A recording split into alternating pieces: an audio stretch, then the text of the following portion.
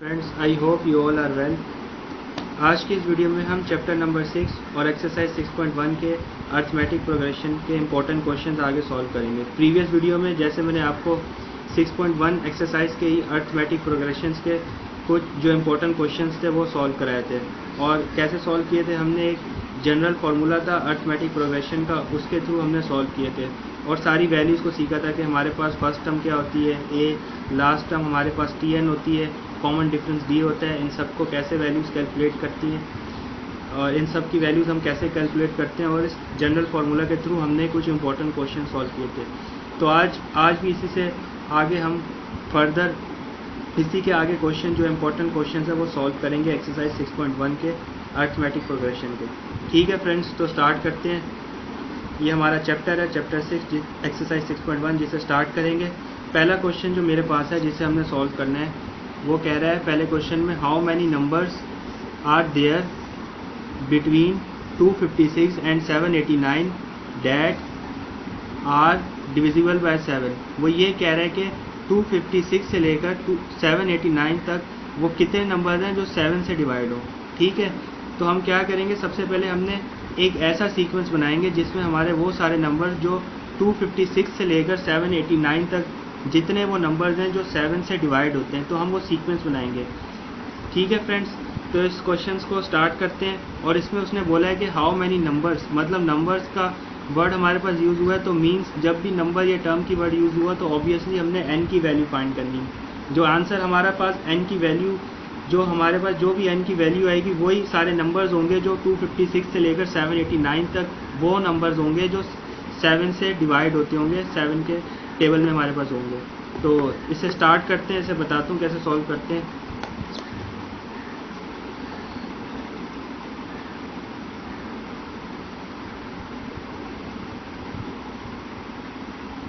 Solution,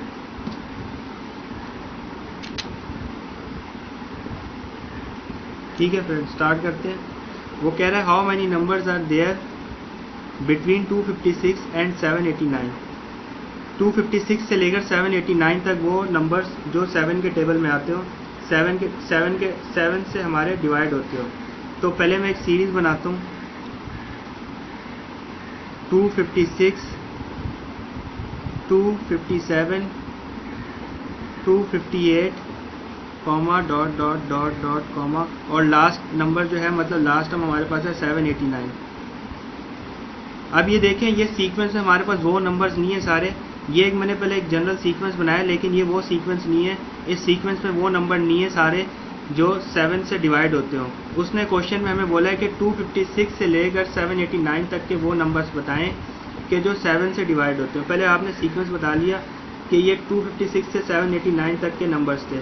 ये हमारी last term आ गई जो 789, और ये सीक्वेंस में हमेशा आप शुरू के 3 नंबर्स लिख लें, वो इनफ होता है, वो काफ़ी होते हैं। मैंने जैसे लिख लिया 256, 257, 258। अब मैं देखूंगा 256 से लेकर 789 तक के वो नंबर जो मेरे 7 के टेबल में आते हो, जो 7 से डिवाइड होते हो, उनका हम एक सीक्वेंस बनाएंगे। इसी तरह उन नंबर्स का हम सीक्वेंस बना के, और जो अर्थमेटिक प्रोग्रेशन का जो जनरल फार्मूला उसके थ्रू हम सॉल्व करके अपनी n की वैल्यू कैलकुलेट करेंगे कि कितने नंबर्स हैं, उसकी वैल्यू फाइंड करेंगे। ठीक है फ्रेंड्स, तो इसकी जो लॉजिक है जो आपको याद रखनी है, इसे कैसे सॉल्व करना है, वो आप अच्छी तरह सीखेंगे। मैं क्या बताता हूँ, देखिए जो 256 है मेरे पास, आप कैलकुलेटर जब यूज़ करेंगे, कैलकुलेटर में आप रख के देखेंगे 256 को जब आप 7 से डिवाइड करेंगे तो 256 आपका 7 के टेबल में नहीं आता। पहले आपने शुरू के 3 नंबर्स देख लिए, 257 भी नहीं आता। 258 को भी 7 से डिवाइड करेंगे तो ये भी 7 से डिवाइड नहीं होता। लेकिन 259 को जब आपने 7 से डिवाइड करेंगे तो 259 आपका 7 से डिवाइड होता है। ठीक है फ्रेंड, मैं यहाँ पे एक रफ वर्क कर रहा हूँ, रफ वर्क में करके आपको समझाता हूँ। ये साइड पे एक रफ वर्क कर रहा हूँ मैं, ये रफ वर्क में कर रहा हूँ। ठीक है, मैंने बताया कि सीक्वेंस में शुरू के 3 नंबर्स आप लिखे हैं वो इनफ हैं, और लास्ट जो नंबर है, जो लास्ट टर्म है, वो आपने लिखना है। इसी तरह आपने सीक्वेंस बनाना है। तो शुरू के नंबर्स को आपने पिक करना है। 256 को जब आप कैलकुलेटर में सॉल्व करेंगे 7 से नहीं डिवाइड होता, 257 भी नहीं होता, 258 भी नहीं होता। लेकिन जब मैंने 259 को डिवाइड किया 7 से, तो ये डिवाइड होता है 7 से। जब मैं 259 को कैलकुलेटर में रख के आप जब रखेंगे इससे कैलकुलेटर में 7 से डिवाइड करेंगे तो आपके पास आंसर जो आएगा आंसर 37 आएगा। ठीक है, तो ये 259 7 से डिवाइड होता है, 37 आंसर आ रहा है। तो मीन्स ये इसी तरह कि 7 को जब मैं 37 से मल्टीप्लाई करूँगा तो आंसर मेरे पास 259 आएगा। ठीक है फ्रेंड्स, समझ रहे हैं आप इस चीज़ को। 259 को 7 से डिवाइड करने के बाद मेरे को रिजल्ट जो आ रहा है आंसर 37 आ रहा है। मीन्स 737 से ही मेरे पास 259 है। तो पहला नंबर तो आपके पास जो सीक्वेंस में जो पहला नंबर हो गया वो 259, मीन्स सीक्वेंस का पहला नंबर किसे डिनोट करता है, ए को। तो ये फर्स्ट टर्म होगी मेरे पास, एक सीक्वेंस में मेरे पास फर्स्ट टर्म आ गई 256 की जगह 259, ये लिखूंगा मैं यहाँ पे, फर्स्ट टर्म आ गई जो मेरे पास 7 से डिवाइड होता है। अब मैं अगला देख लूँगा, 737 से 259 होता है। अब ये ट्रिक है, आपने देखना है अच्छी तरह समझना है इसे। 7 को 37 से जब मल्टीप्लाई करूँ तो 259 मेरे पास आता है। तो मीन्स मैं नेक्स्ट 3 नंबर से इससे मल्टीप्लाई करके और वैल्यूज़ लिख लूँगा। 737 जब 259 है, अगला नंबर होगा मेरे पास 738। 7 को 38 से जब मैं मल्टीप्लाई कर लूँगा तो मेरे पास आ जाएगा 266। जब 7 को 38 से मल्टीप्लाई करेंगे 266, ये सेकंड नंबर आ गया। इसी तरह अगला नंबर हो गया 39। 7 को 39 से मल्टीप्लाई करेंगे तो 273। तो ये एक सीक्वेंस में आपके पास शुरू के 3 नंबर आ गए। पहला ये 259 आ गया, 266, 273। इसी तरह आपने देखा पहले सीक्वेंस में 256 आपके पास शुरू के 3 नंबर्स आपने चेक करने, 256, 7, 8 नहीं जाते। 9 आपने देखा जाता है, तो आपके पास आंसर क्या आता है 37 से। तो आपने देखा 737 से आपके पास 259 आ रहा है। तो इसी तरह इजी हो गया। आगे 7 को 38 से मल्टीप्लाई करेंगे तो नेक्स्ट नंबर आपके पास सीक्वेंस में जो आना है मिल जाएगा। 7 को 39 से मल्टीप्लाई किया तो 273, ये थर्ड नंबर सीक्वेंस का आ जाएगा। अब जो लास्ट नंबर है जो हमारे पास सीक्वेंस का, उसको हमने देखना है। जब आप 789 को डिवाइड करोगे 7 से, वो भी आपके पास नहीं जाएगा।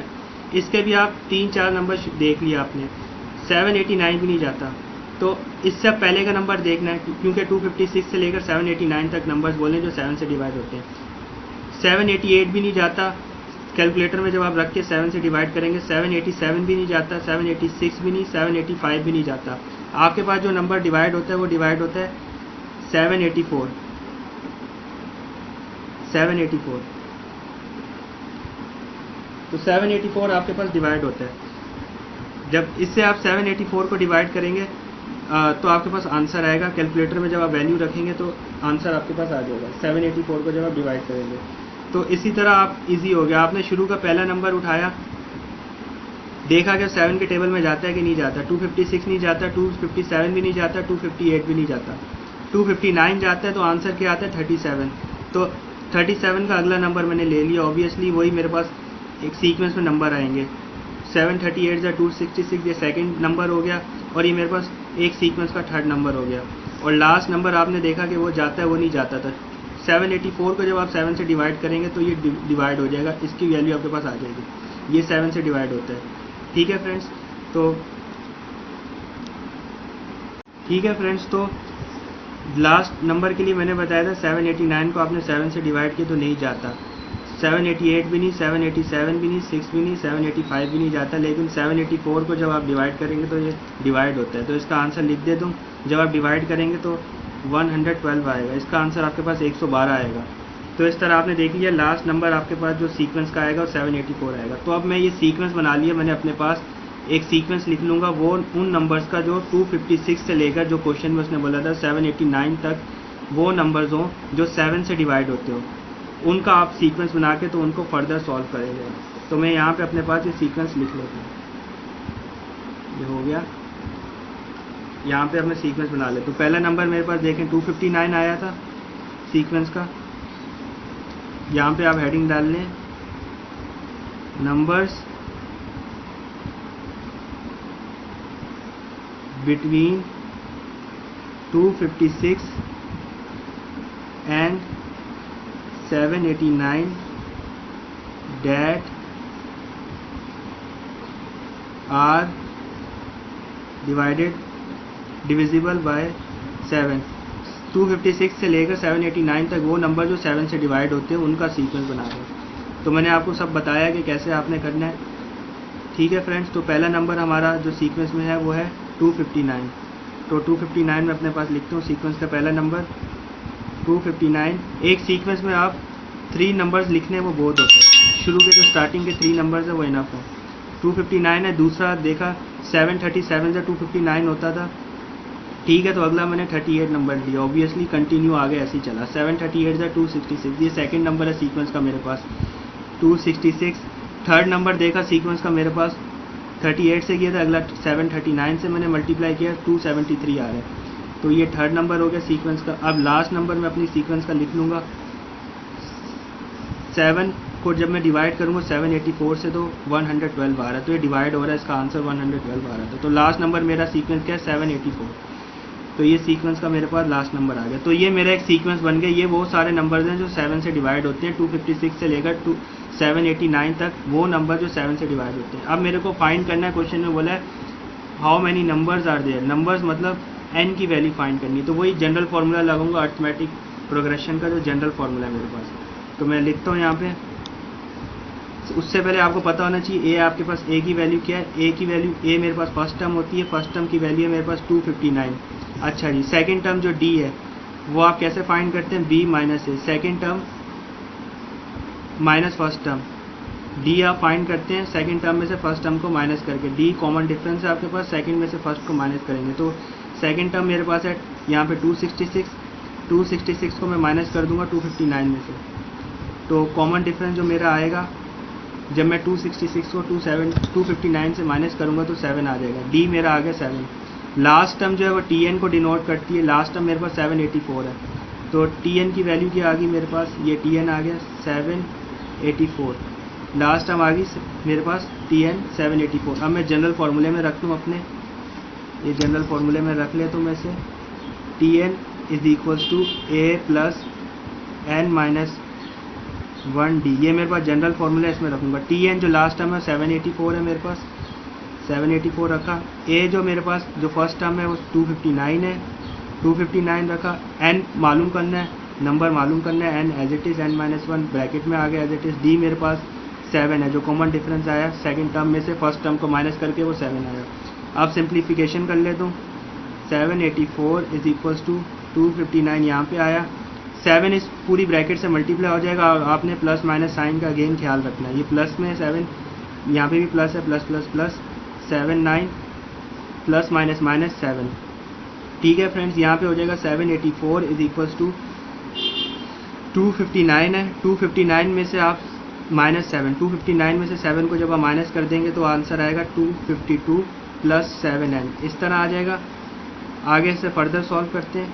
अब n की वैल्यू फाइंड करनी है मेरे को, तो ये 252 प्लस में इज इक्वल्स टू के लेफ्ट में साइन करूँगा तो माइनस में हो जाएगा पहले, तो सॉल्व करते हैं आगे। पहले यहाँ पे 784 है, इधर सेंड किया तो माइनस में हो गया 252 इज इक्वल्स टू, और मेरे पास यहाँ पे है 252 इज इक्वल्स टू के लेफ्ट में माइनस में हो गया प्लस 7n, यहाँ पे मेरे पास 7 आ गया,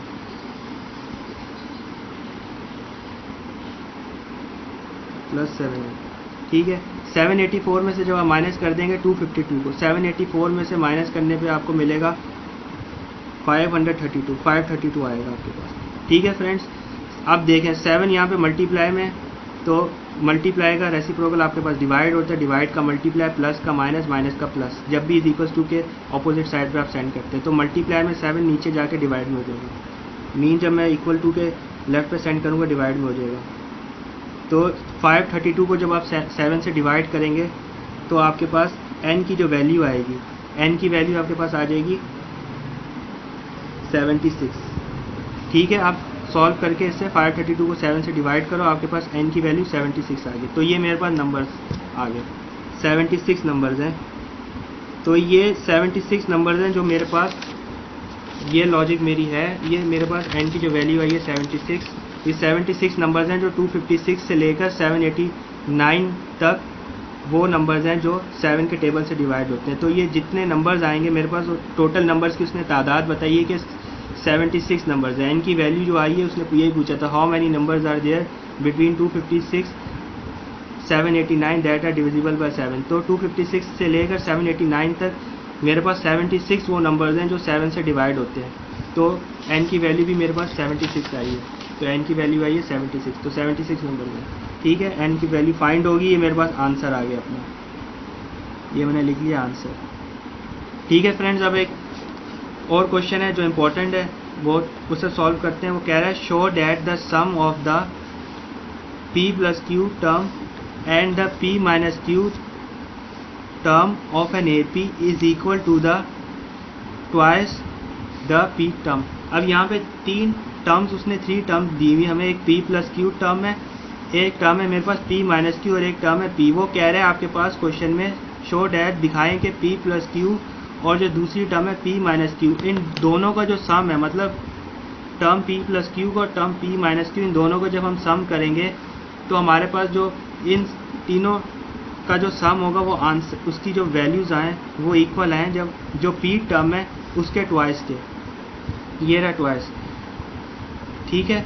तो हम 3 टर्म्स की वैल्यूज़ अपनी बनाएंगे, जो हमारा जो जनरल फार्मूला है, अरिथमेटिक प्रोग्रेशन का जनरल फार्मूला है, उससे हम अपनी तीनों टर्म्स की वैल्यू बनाएंगे, टर्म p प्लस क्यू के लिए, टर्म p माइनस क्यू के लिए और टर्म p के लिए। और जब हम अपनी जब वैल्यूज़ हम बना लें तो तीनों जो वैल्यूज़ आई, पहले जो हमारे पास जो टर्म p प्लस क्यू और टर्म p माइनस क्यू की वैल्यूज़ आई, जब हम उनका सम करेंगे तो हमारे पास इक्वल है। टर्म p की जो वैल्यूज़ हैं जब हम उसको ट्वाइस कर दें, मीन्स 2 से मल्टीप्लाई कर दें, तो दोनों तरफ लेफ्ट हैंड साइड और राइट हैंड साइड हमारी बराबर आए, इक्वल है। तो ये वो लॉजिक कह रहा है क्वेश्चन में, जो आप उसे दिखाओ, शो करो। तो इसे सॉल्व करते हैं। सॉल्यूशन, ठीक है फ्रेंड्स, सॉल्यूशन आगे सॉल्व कर रहा हूँ।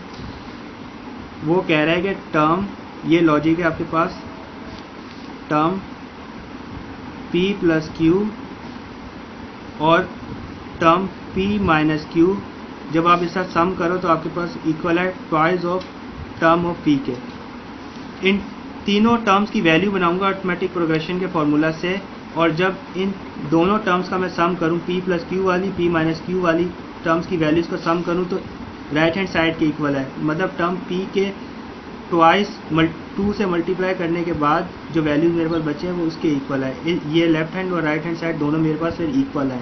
तो मैं सॉल्व करता हूँ, पहले लिख लेता हूँ for term p plus Q, पहले p प्लस क्यू टर्म के लिए, और इससे आप मेन इक्वेशन का नाम दे दें, मेरे पास मेन इक्वेशन है, इससे आप a का नाम दे दें, ये मेन इक्वेशन a है आपके पास, इक्वेशन नंबर a का नाम दे दें, क्योंकि जो आगे तीनों टर्म्स की वैल्यूज़ आएंगी उससे आप इक्वेशन 1, 2 और 3 का नाम हम देंगे, और तीनों इक्वेशंस की जो वैल्यूज़ होंगी, इससे जो मेन इक्वेशन है a हमारे पास बेसिकली, इसमें हम इन तीनों टर्म्स की वैल्यूज़ को पुट करेंगे और अपना दिखाएंगे कि इक्वल आ रहे हैं कि इक्वल नहीं आ रहे। पहली जो टर्म है हमारे पास देखें, पहली टर्म है p प्लस क्यू, तो मैं लिख लूँगा यहाँ पे for term p plus Q, for term t, ये t मेरे पास टर्म है p प्लस क्यू, पहली टर्म p प्लस क्यू के लिए मेरे पास, ठीक है।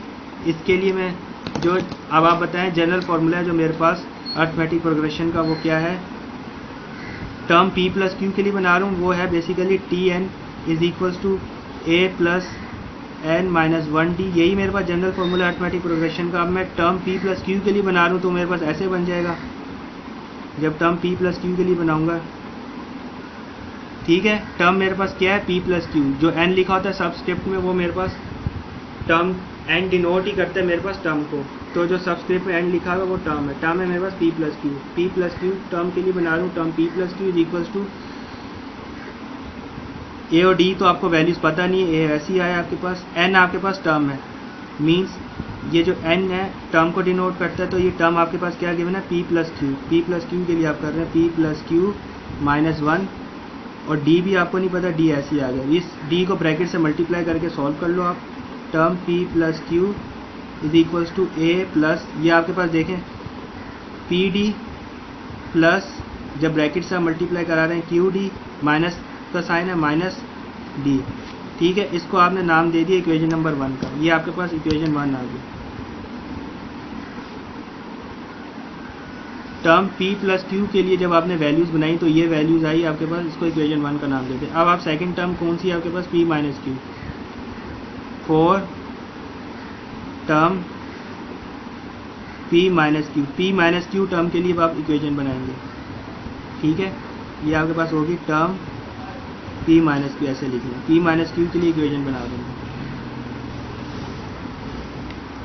तो टर्म p माइनस क्यू के लिए बनाऊंगा, ये मेरे पास ऐसे बनेगी, term p minus Q is equals to A आगे as it is plus n मेरे पास टर्म है, n डिनोट ही टर्म को करता है, टर्म p माइनस क्यू है मेरे पास, तो ब्रैकेट में आ गया p माइनस क्यू और -1 भी, सॉरी ये -1 आएगा मेरे पास क्योंकि n-1 है, टर्म p माइनस क्यू और -1 और साथ में d एज इट इज़ आपके पास आ गया। अब इस d को अगेन ब्रैकेट से मल्टीप्लाई करा लें आप, टर्म आ गई p माइनस क्यू जिसके लिए वैल्यूज़ बना रहे हैं a प्लस पी डी, अब प्लस माइनस के साइन का ख्याल रखते हैं, माइनस आ गया again Q d minus D, तो ये आपके पास होगी। अब इसको आप इक्वेशन नंबर 2 का नाम दे दें, ये मेरे पास आ गई इक्वेशन नंबर 2 इस तरह।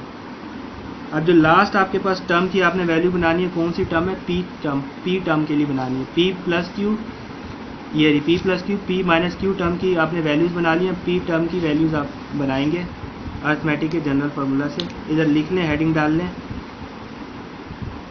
फॉर टर्म, ये टर्म आ गई p, for term p term के लिए। तो जब इसकी हम इक्वेशन टर्म p के लिए जब वैल्यूज़ हम बनाएंगे अर्थमेटिक प्रोग्रेशन के जनरल फार्मूला से, तो हमारे पास इस तरह बनेगी।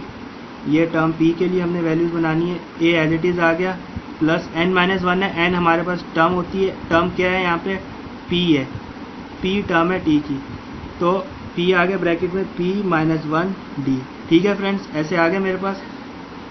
अब आगे सॉल्व कर लें इससे, t p is equals to a plus t को ब्रैकेट से मल्टीप्लाई कराया पी डी माइनस डी। ठीक है, इस तरह आ गया। तो ये तीनों टर्म्स की वैल्यूज़ बन गई। ये वाली जो टर्म की वैल्यू बनाई है, इससे आप जो वैल्यूज़ इस वाली टर्म की वैल्यूज़ आई हैं, इससे आप इक्वेशन नंबर 3 का नाम दे दें। ठीक है, इक्वेशन 3 होगी।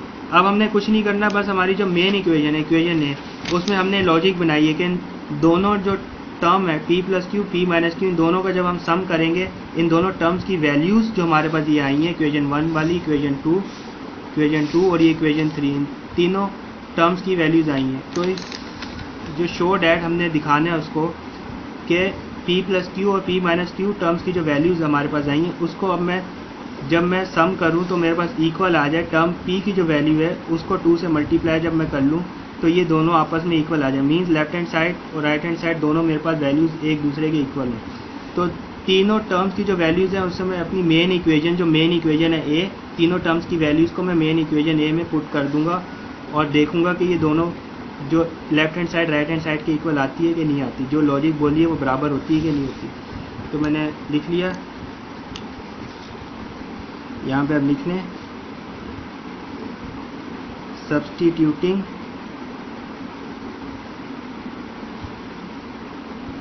All 3 equations in main equation A. तीनों टर्म्स की जो वैल्यूज़ है उसे मैं मेन इक्वेशन ए जो है उसमें सब्स्टिट्यूट कर रहा हूँ, वैल्यूज़ रखूँगा, सॉल्व करूँगा। क्या मेरे पास था, टर्म p प्लस क्यू और p माइनस क्यू का जो सम है, टर्म p माइनस क्यू का, इन दोनों टर्म्स का जो सम है वो इक्वल है ट्वाइस ऑफ टर्म p के, इसके। ठीक है फ्रेंड्स, यही मेरे पास है कि टर्म p प्लस क्यू और टर्म p माइनस क्यू का सम, इन दोनों की वैल्यूज़ का सम जो करें वो इक्वल आए टर्म p के। जब टर्म p को मैं 2 से मल्टीप्लाई कर लूँ, ट्वाइस कर लूँ, तो आपस में बराबर आए ये दोनों left hand side right hand side मेरे पास। तो मैं वैल्यूज़ रखता हूँ, टर्म p प्लस क्यू की वैल्यूज़ मेरे पास क्या आई हुई है, ये रही। टर्म p प्लस क्यू की वैल्यूज़ है मेरे पास a plus P d plus Q d minus D. तो यहाँ पे लिख लेता हूँ, इस टर्म की जगह उसकी values a plus P d plus Q d minus D. अब प्लस का साइन है, दूसरे टर्म की वैल्यू लिखूँगा, इस टर्म की p माइनस क्यू की जो टर्म है मेरे पास, इसकी वैल्यूज़ लिखूँगा। तो दूसरे टर्म की वैल्यू ये रही p माइनस क्यू की, a plus P d minus Q d minus D. तो ये वैल्यूज़ है, मैं लिख लेता हूँ यहाँ पे, a plus P d minus Q d minus D. तो यही वैल्यूज़ होगी। अब वो कह रहा है, देखें, ट्वाइस ऑफ, मीन्स यहाँ पे मैंने लिख लिया 2, टर्म p की वैल्यूज़ लिख लूँगा मैं यहाँ पे, टर्म p की क्या आई है, a plus P d minus D. A plus P d minus D, ये रही। उसने बोला ट्वाइस ऑफ टर्म पी, ये रही।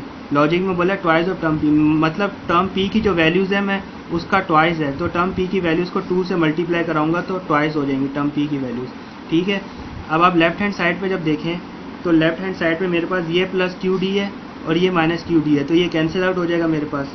ठीक है, तो ये तो यहाँ पे कैंसिल आउट हो गए, बाकी कोई भी टर्म कैंसिल नहीं हो रही, बस ये minus Q D plus Q D cancel हो गया। तो ऊपर बचेगा जो ये ए है, लेफ्ट हैंड साइड पे 2 है मेरे पास, 2 मेरे पास सेम टर्म्स हैं, प्लस ए है प्लस ए है, तो ये ऐड होगी 2a मेरे पास होगी, यहाँ पे आएगा 2a। अगला जो प्लस पी डी, ये भी सेम टर्म है प्लस पी डी, ऐड हो गया प्लस प्लस प्लस, ये हो गया 2pd मेरे पास। ठीक है फ्रेंड्स, इस तरह 2a प्लस 2pd, और जो लास्ट बचा है ये बचा है माइनस डी और minus D, minus minus plus होता है। ठीक है, और तो प्लस कर देंगे, साइन आपके साथ माइनस का ही आएगा क्योंकि दोनों वैल्यूज़ के साथ माइनस का साइन है। नंबर्स तो है नहीं, क्योंकि नंबर्स में मैंने बताया जो बिगर वैल्यू होती है उसके साथ आपका जो बिगर वैल्यू के साथ साइन होता है वही आंसर में आता है। यहाँ पे दोनों आपके पास वेरिएबल हैं, दोनों जो सेम वेरिएबल हैं इनके साथ दोनों माइनस का साइन है, माइनस माइनस प्लस हो गया, ऐड हो गया, डी आ गया, दोनों के साथ माइनस का साइन था, माइनस आया। ठीक है, ये बचा। अब राइट हैंड साइड पे आप सॉल्व कर लेंगे, जब 2 को ब्रैकेट से मल्टीप्लाई करा लो तो आ जाएगा 2a plus 2pd minus 2d।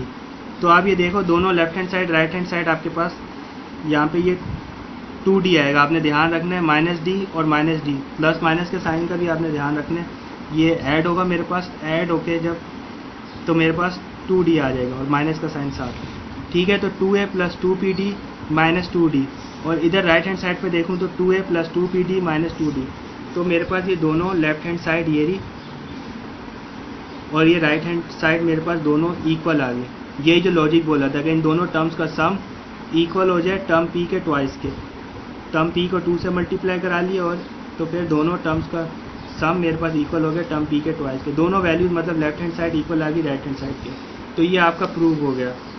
ठीक है, तो इस तरह आपने इसको सॉल्व करना था, तीनों टर्म्स की वैल्यूज बना के मेन आपने इक्वेशन में रख दी तो आपके पास इक्वल आ गई। ठीक है फ्रेंड्स, तो होप करता हूँ आपको मेरी वीडियो अच्छी लगी होगी। अगर अभी तक आपने मेरे चैनल को सब्सक्राइब नहीं किया तो प्लीज़ ज़रूर करें, और जितना हो सकता है मेरी वीडियोज़ को शेयर करें। आपको मेरी वीडियोज़ अच्छी लगती है तो इसे लाइक ज़रूर करें। मिलता हूँ आपसे नेक्स्ट वीडियो में। ओके।